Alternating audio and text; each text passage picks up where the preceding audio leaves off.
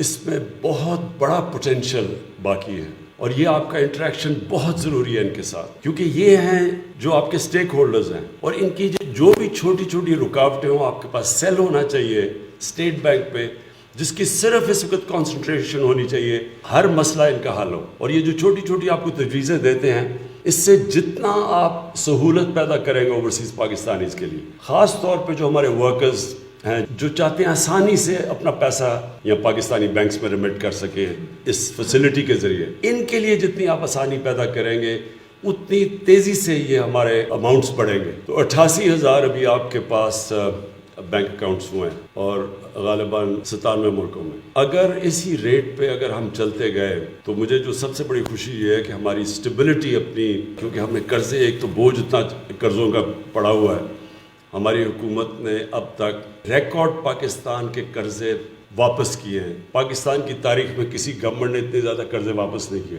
میں فورن لونز کی بات کر رہا ہوں، اب تک ہم $20 ارب 2.5 سالوں میں واپس کر چکے ہیں۔ 6,000 ارب روپے قرضوں کی قسطیں دے بیٹھے ہیں ابھی تک۔ تو یہ بھی ایک میریکل ہے کہ آج اللہ کا شکر ہے کہ گورنمنٹ اتنے بڑے قرضے کے بوجھ کے باوجود سارے جو ہمارے اکنامک انڈیکیٹرز ہیں وہ پازیٹیو ہو گئے۔ یہ کوئی بھی نہیں ایکسپیکٹ کر، اور اس کے علاوہ کرونا کا چیلنج علیحدہ، جو کرونا سے ڈیوسٹیشن ہوئی ہے دنیا کے اندر، ہندوستان کی جو اکانومی ہے وہ 10% گری ہے، 10% مائنس میں گئی ہے۔ انگلینڈ کے اندر ان کو 300 سال کے بعد اتنی بڑی ریسیشن آئی ہے۔ اللہ کا خاص کرم ہے ہمارے ملک میں کہ اس کے باوجود کہ اتنے چیلنجز تھے، آج پاکستان کی اکانومی ایک پازیٹیو ڈائریکشن کے اوپر جا رہی ہے۔ یہ جو آج کی فنکشن ہے، میں پھر سے آپ کو سٹریس کرتا ہوں کہ یہ اس کے اوپر اب آپ کو نئی نئی چیزیں سوچنی ہے، کس طرح آپ نے اٹریکٹ کرنا ہے۔ ایک پلان قسم کی فوکسڈ ایڈورٹائزنگ کیمپین کریں گے اوورسیز پاکستانیز میں، اتنی تیزی سے یا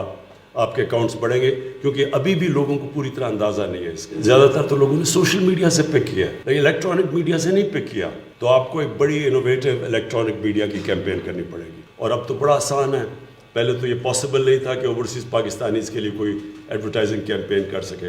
اب تو ساری چینلز کے اوورسیز آؤٹ ریچ ہو چکی ہے، اب تو بہت آسان ہے ان کو ریچ کرنا، اور اس کا ایک بہت بڑا سارے ملک کو ہمیں فائدہ ہوگا۔ جتنے بھی یہ اکاؤنٹس بڑھتے رہے، 88,000 سے جتنا بھی اوپر جائیں گے، ملک کو فائدہ ہے۔